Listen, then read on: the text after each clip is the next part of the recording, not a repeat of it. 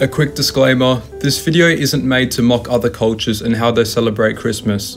It's more about learning and presenting Christmas traditions that are foreign to English-speaking countries. There's a lot of non-English terms in this video and I've researched how to pronounce them, but I probably still will make some mistakes throughout the video, so sorry in advance. Hope you enjoyed the video.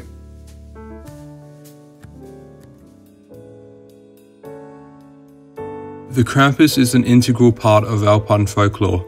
It is thought to have begun as a Germanic Christmas tradition in the 12th century. His name is derived from the German word Krampen, meaning claw. He is often depicted as a demonic creature, half demon, half goat, with a long tongue and chains.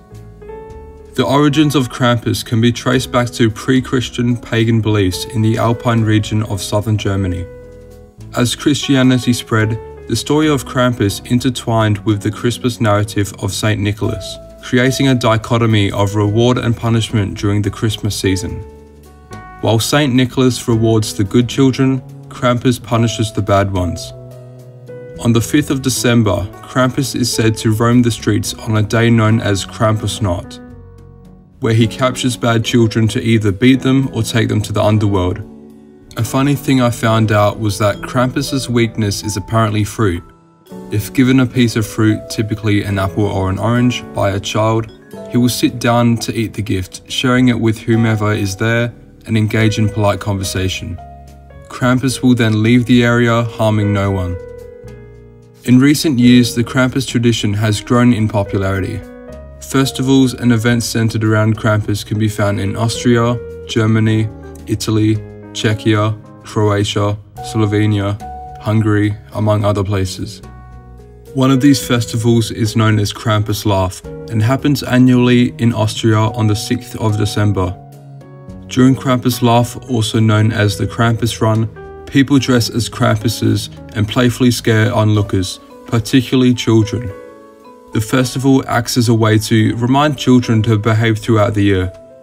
The Krampus is a reflection of the balance of good and evil, light and dark. It acts as a reminder of the consequences of misbehavior to instill discipline in children, albeit in an unconventional manner.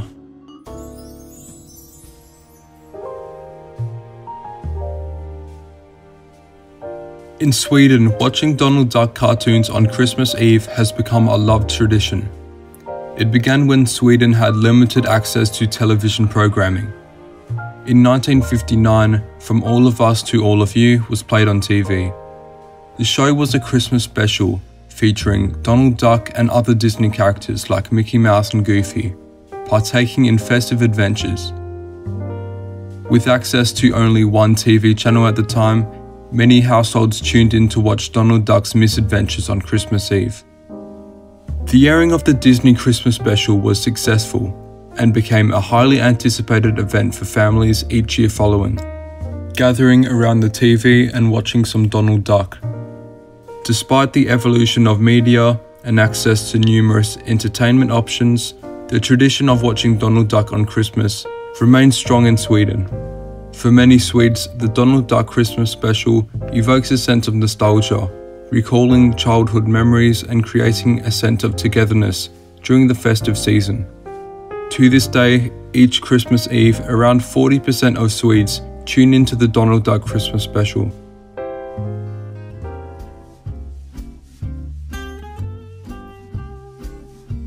In Japan, it's become a popular tradition to eat KFC on Christmas Day, with the fast food chain becoming synonymous with the holiday season. The tradition traces its roots back to the 1970s, when Japanese KFC launched a highly successful marketing campaign called Kurisumasu ni wa Kentucky, meaning Kentucky for Christmas.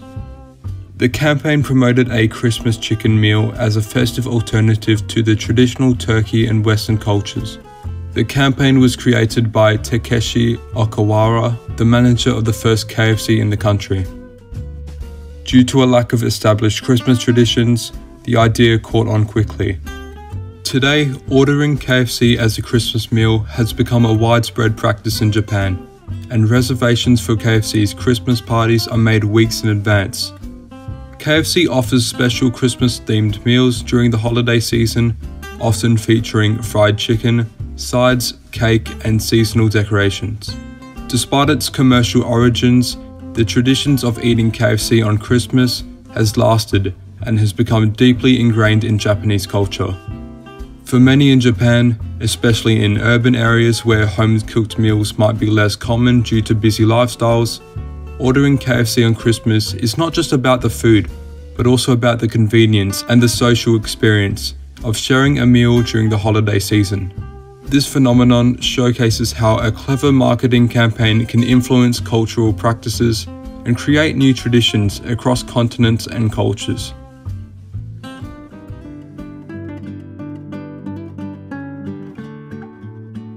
In Venezuela, particularly in the capital of Caracas, a unique tradition involves roller skating to morning church services on Christmas Eve.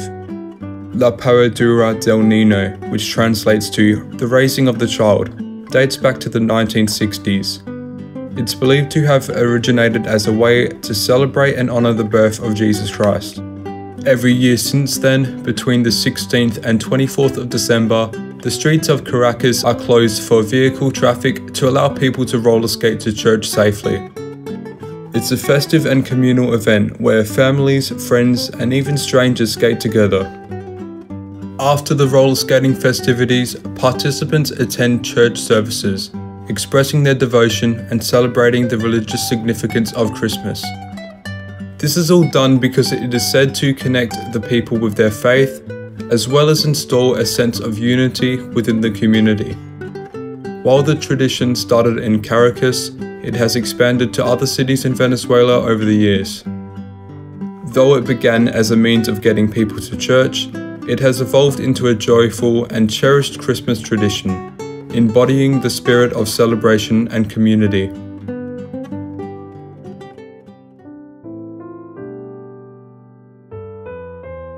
The Kalakantzori are supernatural creatures from Balkan and Anatolian folklore.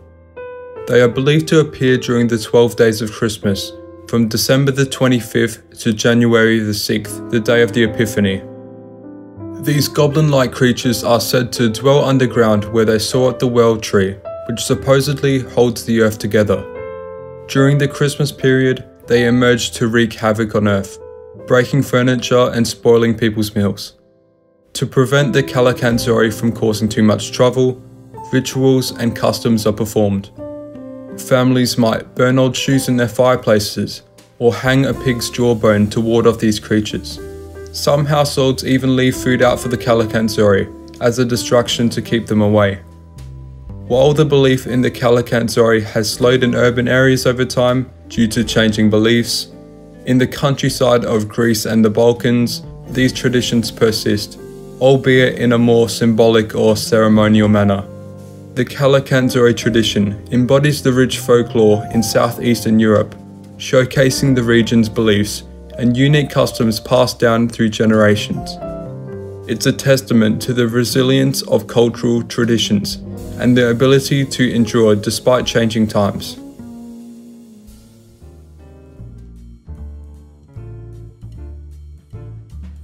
El Carganer, which translates to the defecator, is a traditional figure found in Catalan nativity scenes. It's a small statue depicting a person, often a peasant in traditional clothing, squatting and defecating with their pants down. It's a very weird tradition, and while its origins aren't completely clear, the tradition of the Carganer is believed to date back to the 18th century. It's a symbol of fertility, prosperity and good luck, representing the cycle of life and renewal.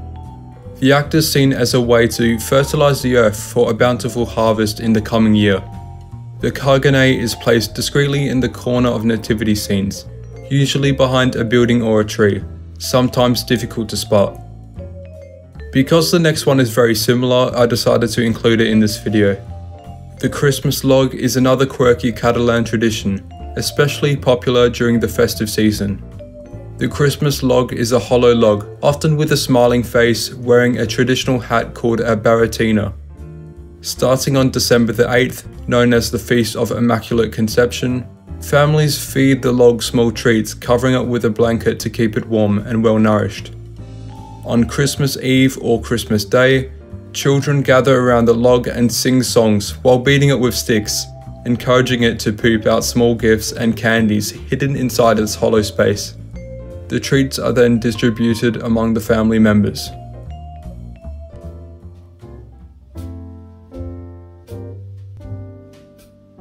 The Giant Lantern Festival is an annual event held in San Fernando in the Philippines, celebrated on the Saturday before Christmas Eve. The tradition dates way back to the Spanish colonial era, when the barrios of San Fernando would compete in creating the most magnificent lanterns for the town's Christmas celebrations. Over time, this friendly competition evolved into the festival we see today. The festival boasts massive lanterns, often measuring around 20 feet in diameter, adorned with intricate and colourful designs. These lanterns are constructed with thousands of lights, meticulously arranged in various patterns and shapes. Different villages or barangays compete against each other to create the most stunning and vibrant lantern. Each village showcases its unique style, with some lanterns featuring religious motifs, while others incorporate modern designs and local cultural symbols. On the night of the festival, the lanterns are illuminated in an amazing display of synchronized lights and music. Spectators from all over the Philippines flock to San Fernando to witness this spectacular showcase of creativity and craftsmanship each year.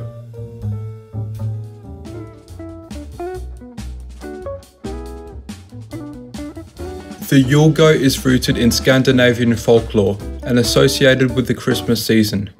The origins of the Yule Goat can be traced back to pagan rituals, where the goat symbolized the spirit of the harvest, fertility, and warding off spirits. Over time, as Christianity spread into the region, the Yule Goat became associated with Christmas. In Sweden, the Yule Goat is a mythological creature which brings gifts and ensures good fortune for the coming year. Since 1966, the Yule Goat has been represented as a straw goat, often crafted as a Christmas decoration. The Yule Goat serves as a centerpiece in various Christmas celebrations, often involving parades, festivities, and markets in towns where straw goats are displayed. In Gävle, a city in Sweden, a giant straw Yule Goat which is called the Gävle Goat is set up annually, attracting visitors from all around the world. The Gävle Goat has gained international recognition due to its history of being burned down each year. Every single year, authorities try and protect the structure from being destroyed before Christmas, but it's been burned down 35 times in the last 55 years, so we'll just have to see if it happens this year.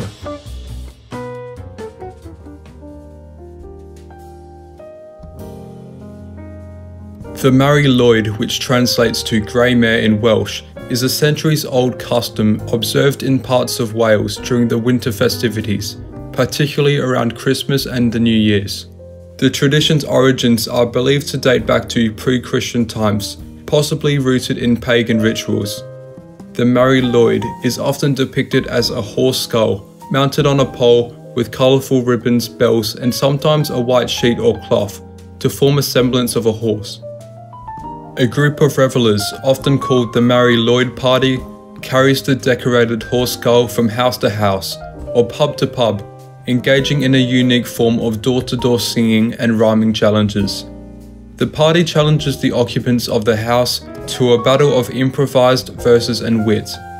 The occupants of the house engage in a back-and-forth exchange of verses and challenges. It's a playful yet competitive tradition, with the goal of outwitting each other in rhyme. Eventually, the Mari Lwyd Party gains entry to the house, where they're welcome for food and drink. The Mari Lwyd is seen as a bringer of good luck, fertility, and blessings for the household it visits.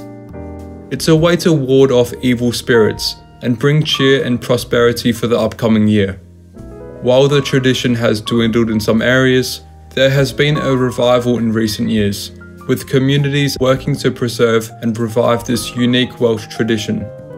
Festivities and events centered around the Mari Lwyd have gained popularity, attracting both locals and tourists interested in experiencing this ancient tradition.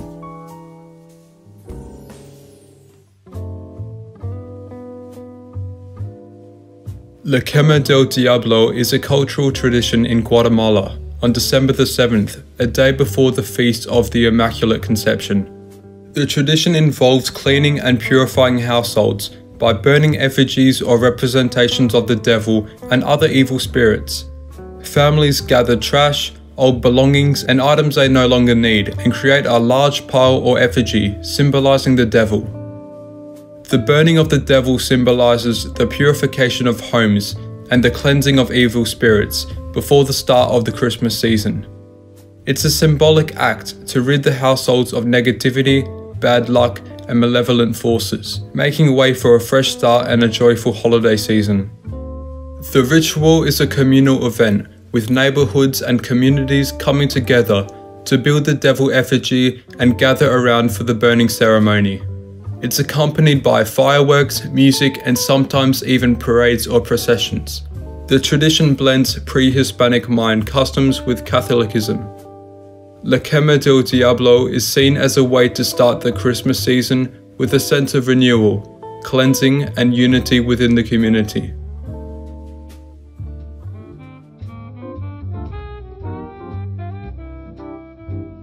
La Befana is a folklore figure in Italian tradition, often depicted as a kind and elderly witch who visits children on the night of January the 5th, known as the Eve of the Epiphany. The legend of Befana intertwines with the biblical story of the three wise men. According to folklore, Befana was an old woman approached by the wise men seeking directions to find the newborn baby Jesus. She declined their invitation to join them on their journey. Regretful of her decision, Befana set off on her broomstick, carrying gifts of sweets, fruits and toys, hoping to find Jesus. Since then, she travels the world every Epiphany night, entering homes through chimneys to leave gifts for children, similar to Santa Claus. In Italy, the Feast of Epiphany is celebrated on January the 6th, marking the arrival of the three wise men. On the eve of the Epiphany, families often leave out stockings or shoes for Befana to fill with treats for the children. It's a night of anticipation and excitement for the gifts left by the friendly witch. Treats are often enjoyed by family and friends during the Epiphany celebration. Befana represents kindness, generosity, and the spirit of giving. The legend of Befana reflects the Italian cultural values of hospitality and caring for others, especially children. The tradition of Befana continues to be cherished in Italy, with parades, festivities, and reenactments of her story.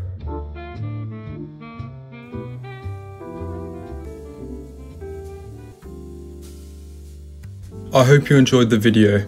It's a bit different from my others. I'm planning on making an iceberg chart video soon, so if you have any topics that you'd like me to cover, please let me know down in the comments. Anyways, thank you for watching this video.